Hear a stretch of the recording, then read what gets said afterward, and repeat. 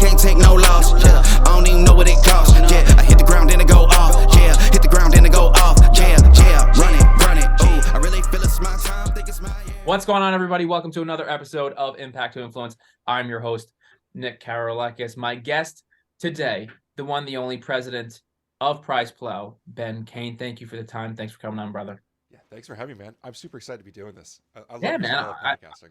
I've been looking forward to having you on, not because we've worked together in the past in a business sense, but I genuinely want to bring on obviously genuine people that I know, people that I trust, and people that I know have very good stories and have worked from the ground up to get to where they are and have made an impact wherever they've gone. So out of respect to you, your roses proverbially, congratulations on all the success and everything that you've done and will do. So kudos. Thank you. You know, it's so funny. Actually, ironically, I was going through my Facebook memories this week because I feel like once a quarter I have to do that, and I didn't realize how not long I've been doing this. Yeah. You know, like you tell yourself, I've been doing this for so long, and I definitely have ground up. Like what you're saying there. Like I identify with that so much, but like when you look at it, you're like, I have so many more years to go. It's really inspiring too. So I've been at Plow since 2019, which hilariously feels like a decade ago, probably for all other factors, but that was the year that you and I met at the Arnold. Yeah. It's insane. It doesn't feel like 3 years ago. So the funny thing is, and we talked about this before we started the podcast, but I think it's very important that whatever message people take out of this podcast, and I think there'll be a couple, is that although things may be difficult, things may be hard, things may seem like there's no like hope per se, I really genuinely think everyone once in a while really needs to give themselves a pat on the back, because like you may be going through it at work, at the office, whatever it may be, but like at one point or another, you really wished for this moment in time in your career. You wished that you were president of Plow. You wish you worked with all these brands. You wish you met all these people. You were watching all these guys' videos and looking up to them at this point. Dude, you're in the fucking show now. So I think it's really worth. I'm not saying, settle or get comfortable. Never that.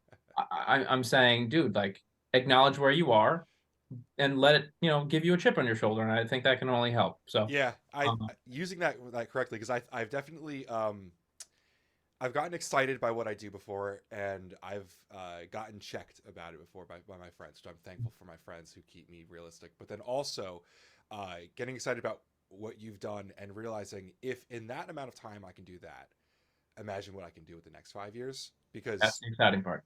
Yeah, because like, dude, like this year I got invited to go down to like the state capitol and like testify before our state about laws with supplements. I'm like, why are you guys calling me? Like, Yeah. like, and then I realized like, oh, I'm actually pretty equipped for this. Mm-hmm. Well, then I can do a lot then. Do you ever get this? And listen, man, like I just, it's weird because I relate to that so much in a sense. Like I started at the Nature's Bounty Company. I was there for 3 years. I was in regulatory. I did not belong in marketing. The only market I knew, I just used to follow, shout out to Mark Lobliner. I just used to follow him. Like, and that's really where I got my news. And at times I would, like I wanted to emulate him. I'd get educated by all the YouTube videos, watching Mike O'Hearn stuff, like watching all these things and absorbing it. And then, like literally 2 years later after that, I'm like, I'm meeting all these people, conversing with this stuff. And although it's gratifying when you start seeing successes in your own career, everyone has self-doubt. But to you and what you're saying, are there any instances or examples to where you're like, yeah, I don't know. Like, is this too early? Is this too much for me? Am I capable? And then if so, how do you snap yourself out of that? How do you like kind of check yourself? Like, hey, like, no, like I'm here. I've been doing this. Like I am that guy. This year I got to speak at Supply Side West on a panel with like experts. Like Dave Sandler was moderating our panel. Yeah. David Sandler's like formulated more pre-workouts than I've taken, and I get 3 boxes of supplements a day. Dude, I mean, like I was standing outside the conference room, like just trying to caffeinate enough and just try to figure out what I was going to say during this panel. And like every single big person in regulatory and ingredients is just like hanging around like, hey, can't wait to see your talk. And I'm like, me? Like like you're talking to like people who like control ingredients that like shape the industry. You're talking to like, you know, uh Rick, the fucking an attorney that like represented Ed Cohn. You know what I mean? Like these people who like I looked up to coming up, and realizing that they watch my content and they're excited to hear from my take on things. Like, to be 100% clear and like transparent and bring everything down to like a very simple level, like I get to share my opinion online every single day. Like I get to put my take on things, and I get like it, and people value that. And that is the weirdest thing to me, because I'm just a heavily opinionated guy from New Jersey.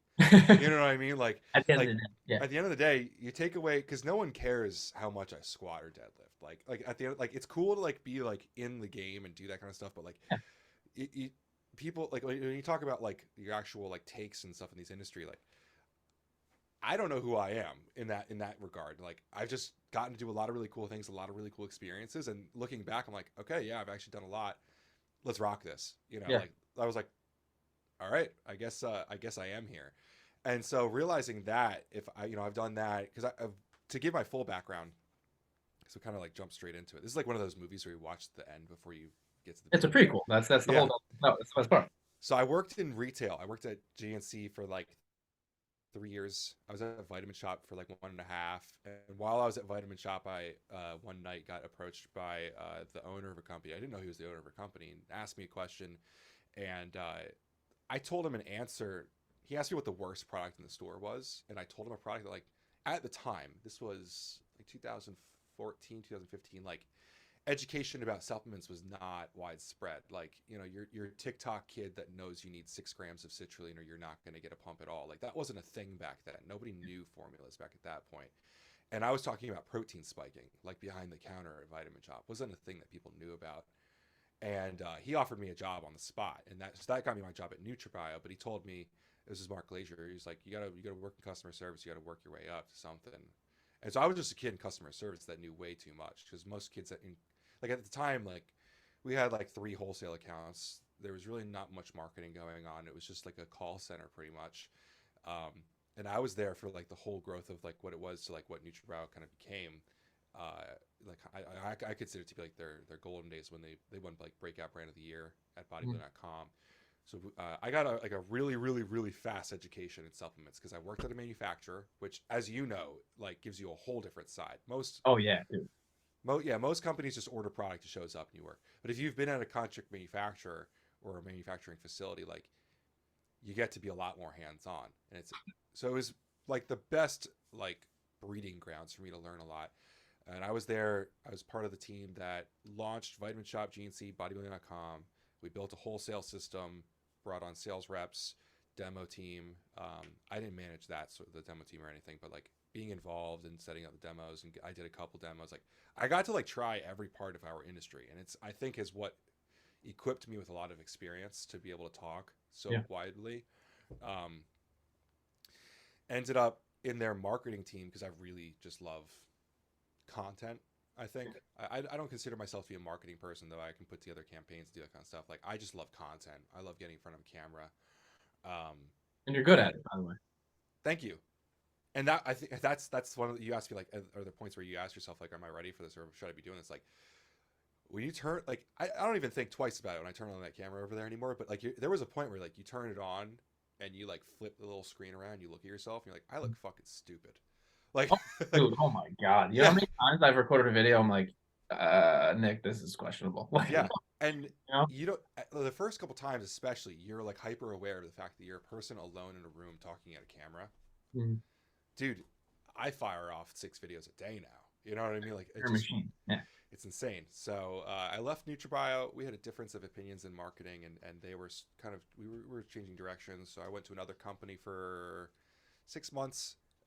Left there. It was really funny because when I was at NutriBio, this is really funny. If you go back to that year, like 2016, I was on Plow a few videos because I was Plow's contact at NutriBio, and so I became really close with Mike.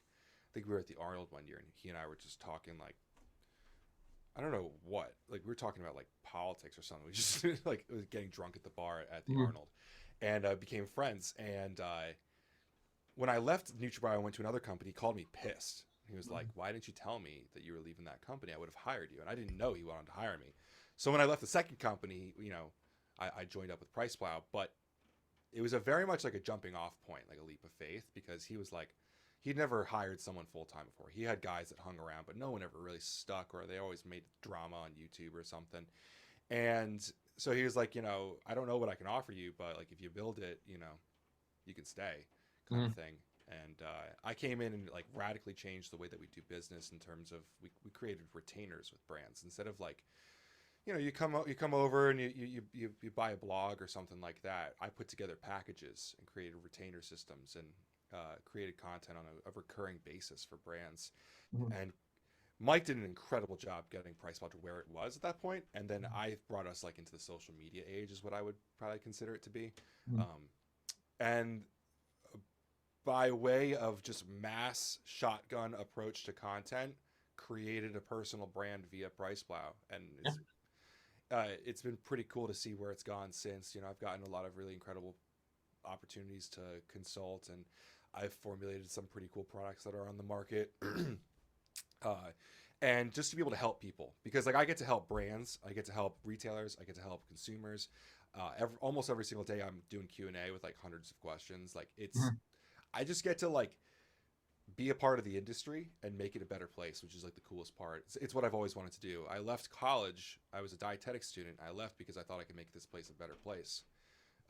So it's kind of ironic because when I went to PriceWise, I had opportunities at a couple brands, um, you know, being like, you know, like a CMO or director of marketing, something like that kind of vein. But I felt like outside of being at a brand, I could change the industry better than actually being at a brand itself. Mhm.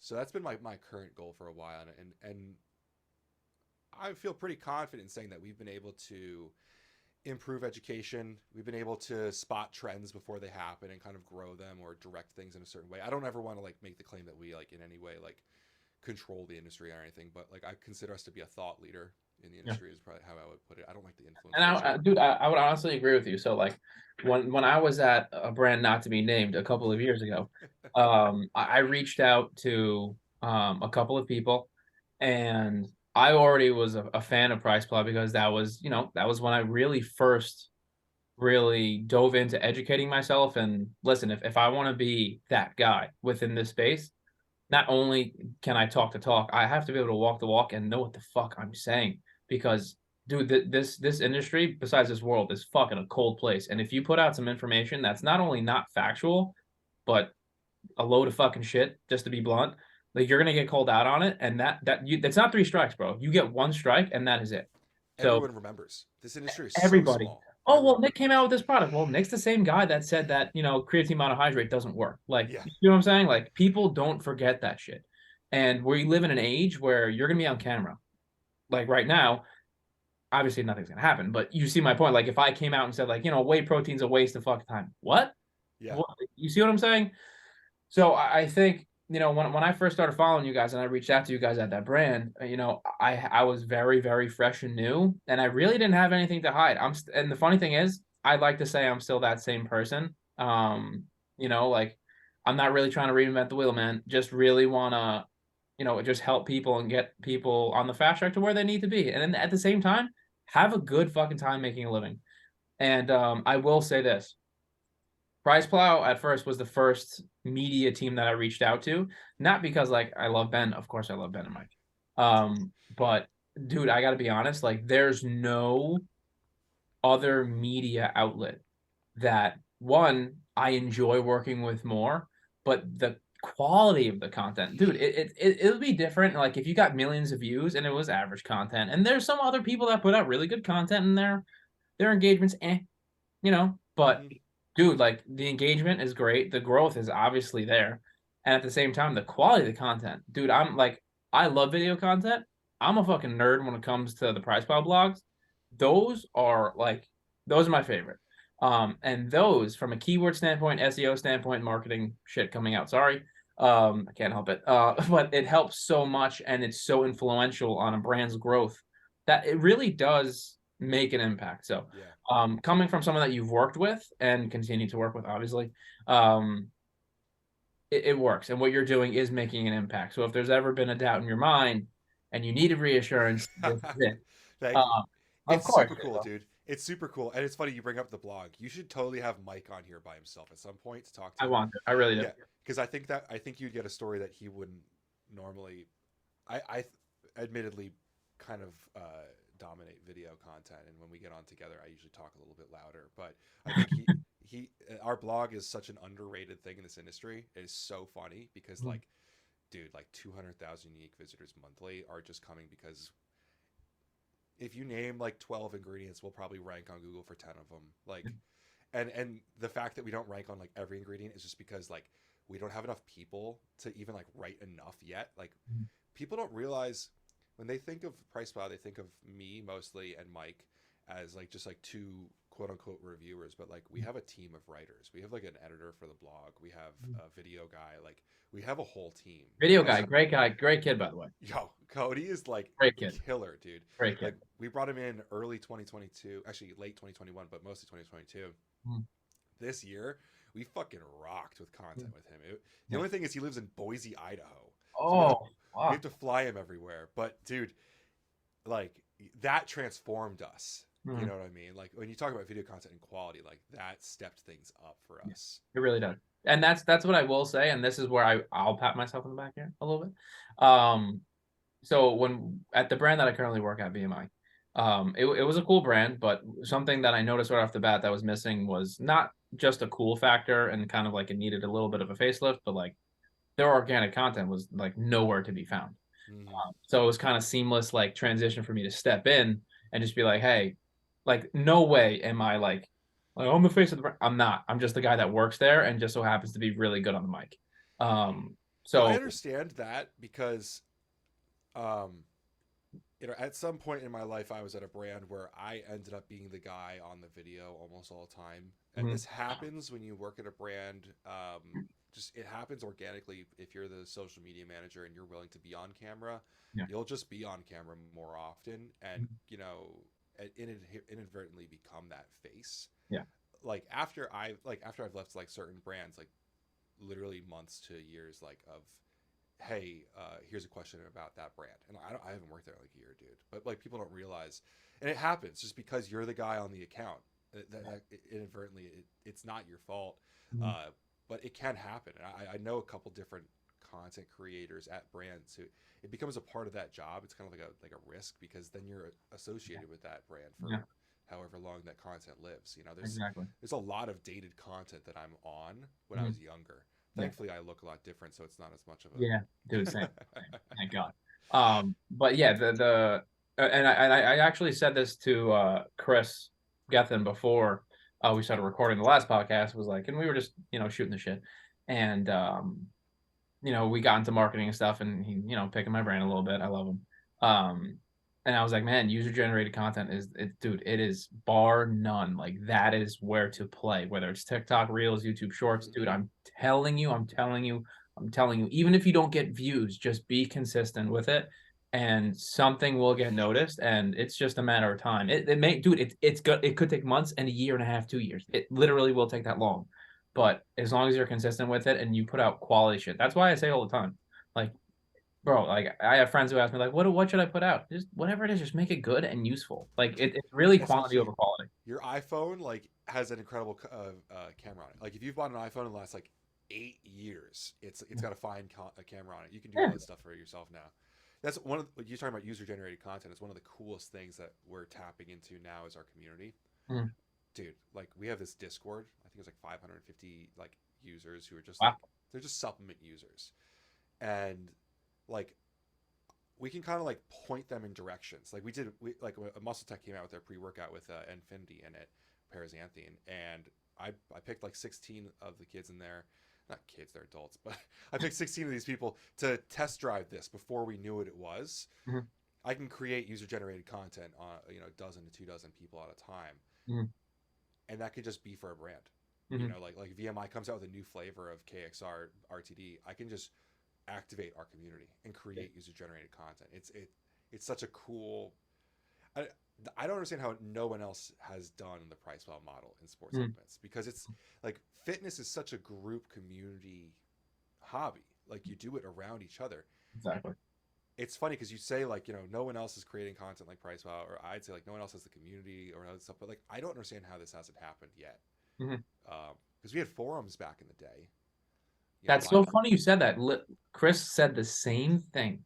He's like, dude, we used to have forums and blogs, and he used to go into it. I was like, those still exist, but like, dude, like it's like a transition of it's like email to SMS marketing now. Like, dude, it's just the transition period, and we're Yeah. living in real time. Well, so yeah, because like social media comes like an app that you can live on instead of like, dude, we have to go home. We used to have to go home and log on to the forum on your PC. Like, Yeah. I know people that don't own computers anymore; they just have a cell phone. Yeah. You can do everything from there. Yeah. So it's pretty incredible. Social media has completely changed this game. I mean, you don't have to even be an athlete anymore to be involved in this. Dude, I say this all the time. I like working for a brand. It's not. I always get the pet peeve question, and it's like, well, what do I got to do to be an athlete? I'm like, well, dude, like people are like, well, I want to start competing so I could get a sponsorship. No, you don't gotta do that, dude. Like you No, don't I'd say got, it's a like, waste. dude, it's you don't have to be a bodybuilder. You don't have to be a pro athlete. All you have to do is be influential, and you have to put out quality content, dude. Brands, when you apply to brand ambassador programs, 99 of these people 99% of these brands are looking at your video user generated content, looking at the quality of it. You could have 500 followers and you'll get accepted. You'll get accepted solely based on your content. You don't need to be a bodybuilder. You don't need to be have millions of followers and this or that. I have to work for us. I have to win this show. No, you don't. Like, why would you put yourself through that? So there's also a transitionary period in what quantifies what an influencer actually is. Yeah. And it's actually really cool to see in my eyes. It really is. I would prefer an athlete that has under 5,000 followers but can create consistently quality content over someone. I don't care if you're a pro, especially like these, like being an IV Does pro not at this matter. point. I don't Does care at not all. matter. That used to be a huge deal. Like look at Guy, our mutual friend Guy, like retiring from bodybuilding. I would consider him to have more of an opportunity now because he can spend that time on his content. I And he said this has, to him last week. I was like, dude, I said, like, dude, him and Jay are perfect examples, oh, regardless of if one owns a brand or not. Like, you do not need all you need is a following, good content, and with the good content, the following will come. yeah. So I think that's really the take home point. Like, if you really want to get into this space and you're not in a opportunistic path to, like, let's say, get in the office and work for the brand or whatever, like there's opportunity everywhere, but you have to create it. And the only problem with this is we live in an area, or we live in a time where when we shop on Amazon, we can get shit the same fucking day.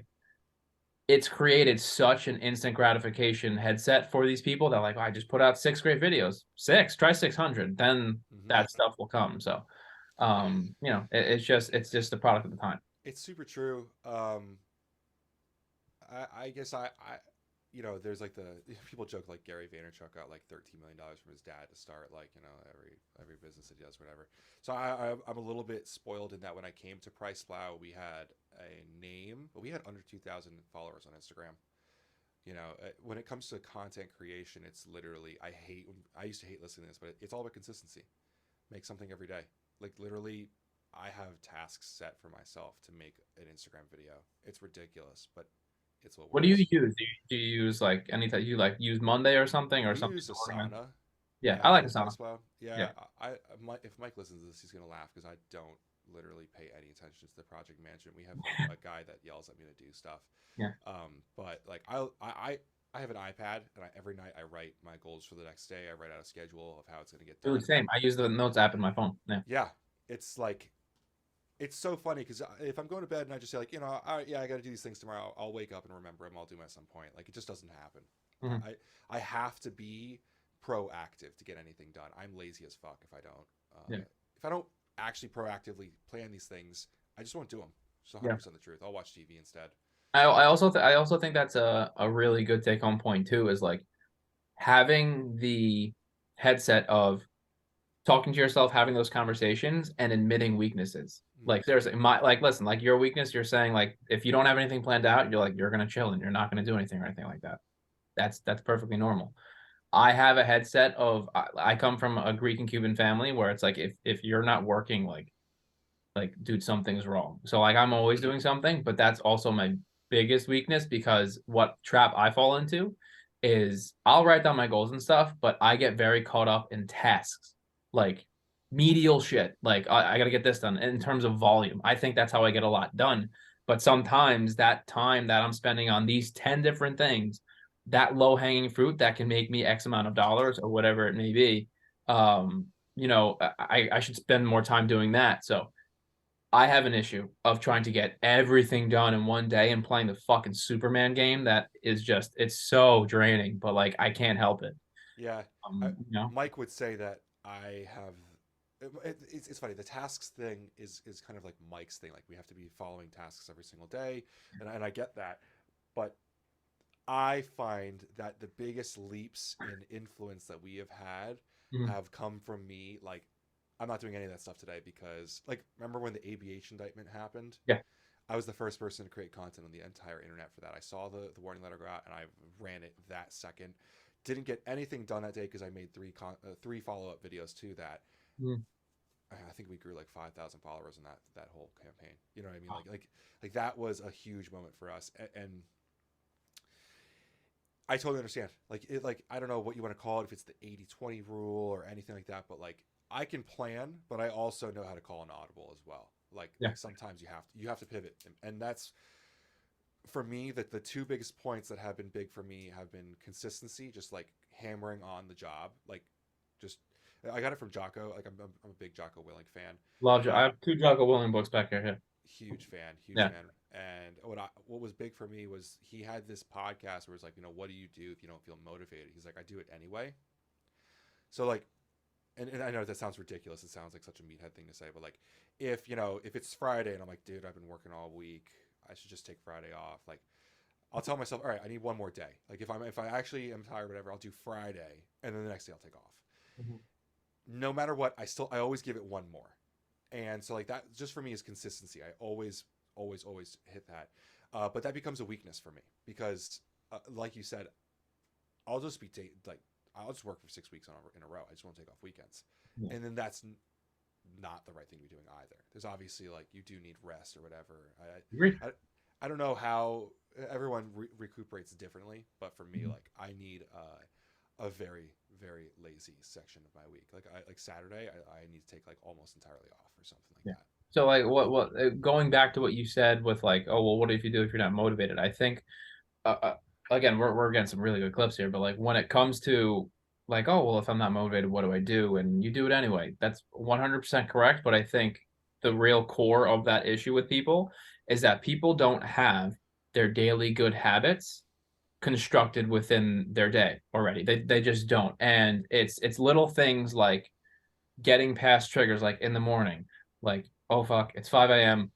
I would really like to stay in bed. I gotta get my cardio in. I don't really feel good. Fuck. I think I gotta take a shower. Like, fuck, what do I do first? Like, no, bro, like just do the cardio. And it's if you can get yourself out of bed that one fucking day, I guarantee you for the next couple of weeks, you're gonna be fucking moving. Because once you get past that first hurdle of like, all right, I gotta do this, and get that routine and those daily habits down, dude, give it 3-4 days of that and just kind of being a little harder on yourself. And like my guy David Goggins says, really callousing your mind and really getting past your own bullshit, you will be shocked what you can accomplish on a day-to-day basis, like how much you can get done if you just really burn the boats and really don't give Yep. yourself an option or don't give yourself a loophole. Well, like I won't do it today. I'll take off Wednesday and normally I take off Thursdays, but like no, just do it. Just do it. And That's so funny, dude. it will get you to that next place where you do want to be, but creating the good daily habits will get you out of bed when you don't feel motivated. So I have two phases of like this successful point in my life, and it's so funny to me because like 2019 I came to Price Plow and Mike offered like, hey, if you want to get a full-time job and do this on the weekends, totally cool. Like we'll play this by commission stuff. I was like all in. I was like, because if I give myself an opportunity to be lazy, I will be lazy. Like I was saying before, like I know myself. I like burn the boats. I love that quote, and I always forget about it, but it's exactly what I did to myself. Like I took a very, very big pay cut Mhm. on paper to the base salary for Price Plow and just went all in. And first month of 2020, I had recently moved into a new apartment with my ex, and for a lot of different reasons, she walked out.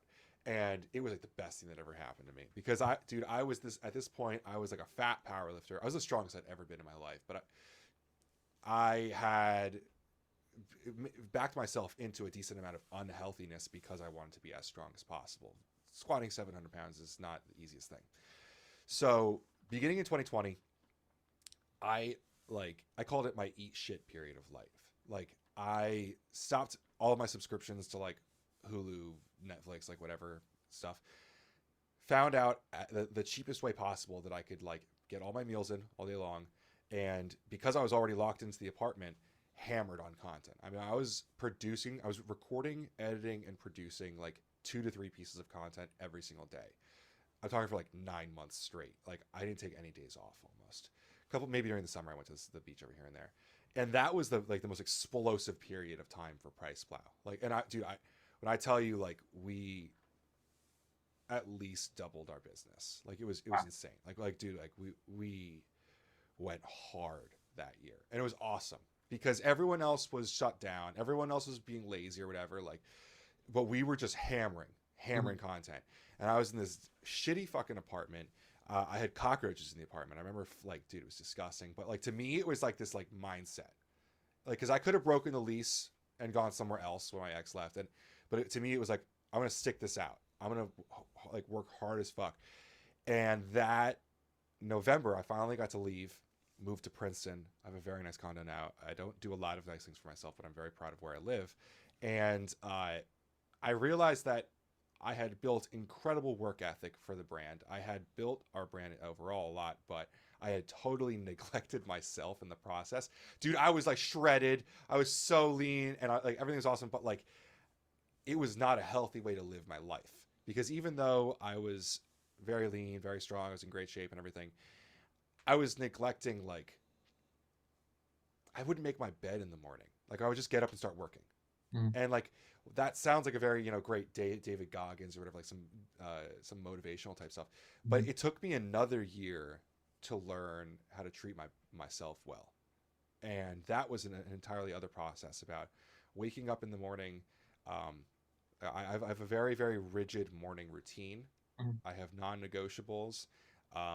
And like back when I was like a power lifter or when I was like, creating tons of content on my own with no help or anything like that, I would have looked at like what I do now and been like, that's weak. Like I don't need those things. But like investing in myself has brought so much more back to me as well. Fill your own cup, my friend. Yeah. Yeah. And so it's been a great process. There's been some low points and some high points, but overall I had to I hated this. I was always a Rob Bailey fan, like balance, like that whole thing that he did. I loved that because like, dude, I'll pull an all-nighter if I have to.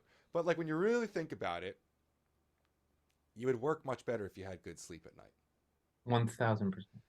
You would work much better if you spent the extra money for your meal prep. You would work much better if you're hydrated. Like, dude, like it's so funny as I was getting along, I was squatting ridiculous amounts of weight, all this stuff, but like I wasn't hydrated. I wasn't like getting enough water in. Like I was just obsessed. And that's been like which isn't terrible. You could be obsessed, but there's ways, and I say this all the time. There's ways to optimize everything.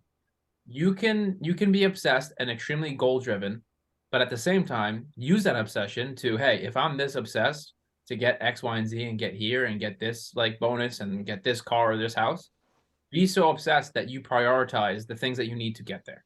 You can prioritize your rest, your recovery, your hydration. Granted, there are going to be periods of time where like, hey, you're going to have to work till about 3, 4 in the morning today. Like, but like, you know what? Let's schedule a rest period or a rest day next week and you'll recoup.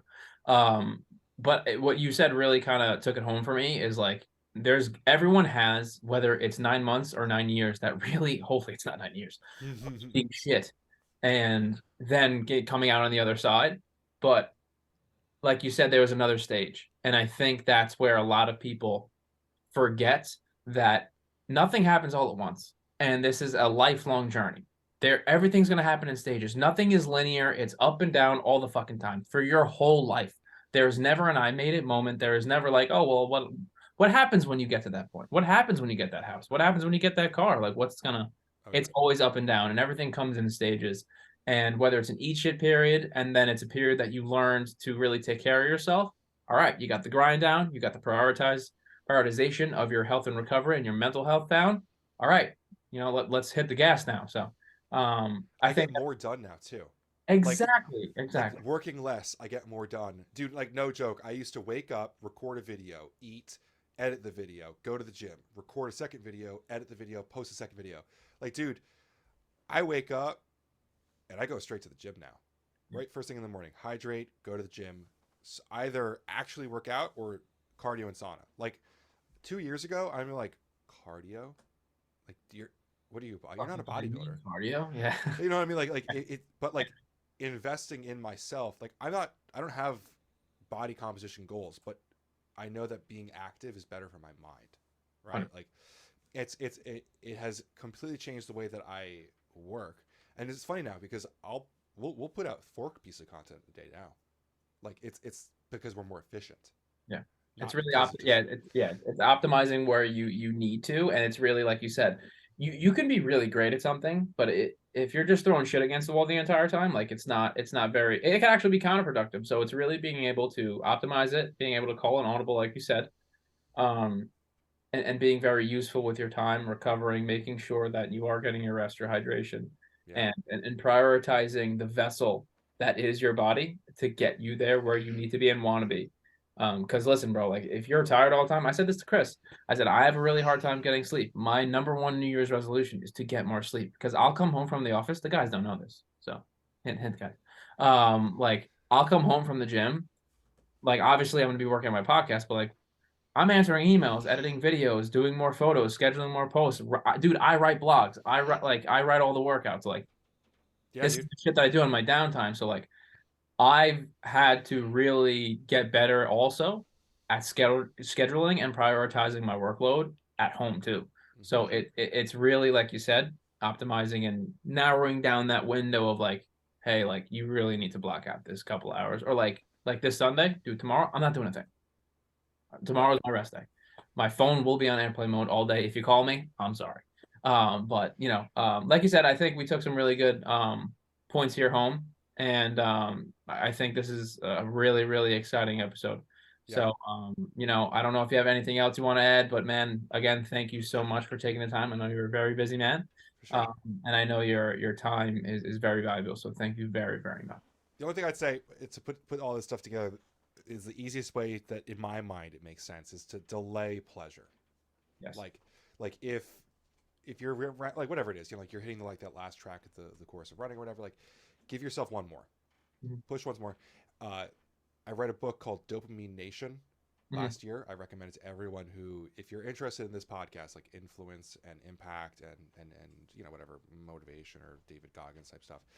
When you understand the way that catecholamines work in our body and dopamine, you'll understand a lot more about how to motivate yourself very effectively. Like you were saying about sitting down, like if I have to like do a video, write a blog, all these different things, there's usually like 5 minutes in between all those things where I'm like scrolling on Instagram or whatever. But if you blocked out, hey, this hour I'm going to write blogs, this blog I'm going to do videos, this hour I'm going to do there, you'll be much more efficient. Instead of like spreading yourself thin all over this stuff, categorize and actually like dive in on those things, you'll be much more efficient. I agree.